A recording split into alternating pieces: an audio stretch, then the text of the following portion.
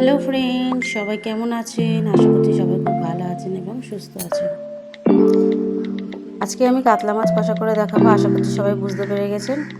তা প্রথমে কিছুটা আমি ডাগা পেটি মিশিয়ে নিয়েছি।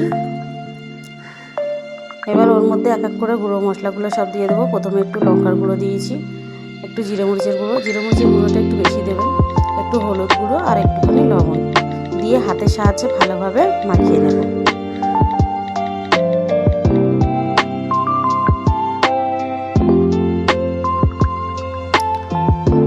মাখানোটা খুব সুন্দর করে মাখাতে হবে যাতে প্রত্যেকটা মাছের গায়ে মশলাটা লেগে যায়। এবারে আমি শিলের মধ্যে একটুখানি পাঁচফোড়ন আর দু রকমের সর্ষে, একটু কালো জিরে আর একটা শুকনো লঙ্কা নিয়েছি। ওর মধ্যে একটুখানি লবণও দিয়ে দিয়েছি, দিয়ে হাতের সাহায্যে ভালো করে এটাকে পিষে নেব।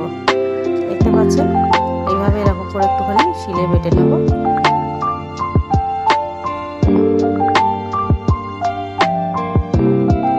এবারে ওই শিলের মধ্যে একটু আদা আর একটু রসুন নেবো, নিয়ে ভালোভাবে পিষে নেব। দেখছেন বাটাবুটি সব হয়ে গিয়েছে। এবার এটাকে তুলে রাখবো। এবারে একটা কড়ার মধ্যে বেশ কিছুটা সর্ষে তেল নিয়েছি। ওই তেলটাকে একটুখানি গরম হলে ম্যারিনেশন করা মাছগুলোকে এক এক করে দিয়ে দেবো খুন্তির সাহায্যে। এখানে আমি অর্ধেক অর্ধেক করে মাছগুলো ভেজে নেবো, সব একসঙ্গে দেবো না। আজকে দেখতে পাচ্ছেন আমি কাঠের উনুনে রান্না করছি। আজকে আমি আমার ছাদের মধ্যে রান্না করছি। রান্না করতে বেশ ভালোই লাগছে কাঠের মধ্যে।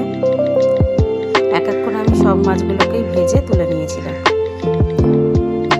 এবার আমি ওই তেলের মধ্যে কিছুটা কালো জিরে ফোড়ন দেবো, দিয়ে কুচিয়ে রাখা বেশ ছোট ছোট করে কুচিয়ে রাখা পেঁয়াজগুলোকে দিয়ে দেবো।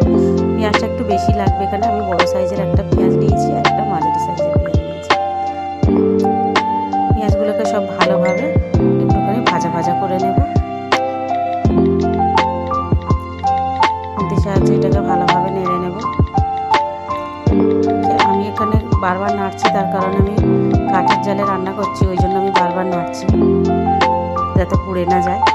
দেখতে পাচ্ছেন পেঁয়াজটা কত সুন্দর লাল হয়েছে। এবার বেটে রাখা মশলাগুলোকেও দিয়ে দেবো। সব মশলাটাকে দিয়ে একটু ভালোভাবে নেড়ে নেব এবং ভালোভাবে একটুখানি কষিয়ে নেবো যাতে আদা রসুনের কাঁচা গন্ধ ভাবটা না থাকে। এর মধ্যে আমি একটুখানি জল দিয়েছিলাম, কারণ আগুনটা খুব জোরে জ্বলছে, যাতে পুড়ে না যায় ওই জন্য। এবার এক এক করে গুঁড়ো মশলাগুলোকেও দিয়ে দেবো। প্রথমে একটুখানি হলুদ গুঁড়ো, তারপরে একটু লঙ্কার গুঁড়ো, একটুখানি ধনের গুঁড়ো আর একটু জিরে মরিচের গুঁড়ো সব দিয়ে ভালোভাবে নেড়ে নেব বা মশলাটাকে কষিয়ে নেব যতক্ষণ না তেল ওঠা ভালো আসছে। লবণটা চেক করে অবশ্যই এখানে আর একটুখানি লবণ দেবে। মশলাতে লবণ দেওয়া আছে, সেই হিসেবে মশলাটা ভালোভাবে চেক করে রাখবে। Do you love me, Matthew? I do.